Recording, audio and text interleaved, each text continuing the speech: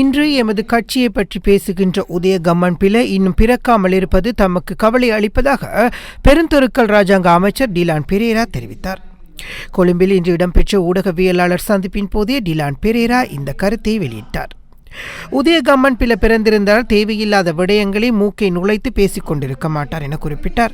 ஸ்ரீலங்கா சுதந்திர கட்சியின் 65வது வருட பூர்த்தியை முன்னிட்டு குர்நாகலுக்கு வருகை தந்த மக்கள் கூட்டம் பற்றி அனைவருக்கும் தெரியும் என தெரிவித்தார். எமது கட்சி பூர்த்தி விழாவை பற்றி உதய கம்மன்பில பதிவு செய்யும் கருத்துக்கள் கீழ்த்தரமானவை எனவும் அமைச்சர் இதன்போது சுட்டிக்காட்டினார். இன்று உதய கம்மன்பில பாராளுமன்றத்தில் இருப்பது ஸ்ரீலங்கா சுதந்திர கட்சியின் சார்பில் போட்டியிட்டதனாலே எனவும் அவருக்கென்று ஒரு கட்சி இல்லை, அவருக்கென்று வாக்காளர்களும் வாக்கு பலனும் இல்லை எனவும் குறிப்பிட்டார். சுதந்திர கட்சியின் வாளை பிடித்துக் கொண்டு பாராளுமன்றத்திற்கு நுழைந்தவர் எனவும் இதன்போது அமைச்சர் கூறினார். எனவே பிறக்காத குழந்தையை பற்றி தாம் பேசி பயனில்லை என ராஜாங்க அமைச்சர் டிலான் பெரேரா இதன்போது தெரிவித்தார்.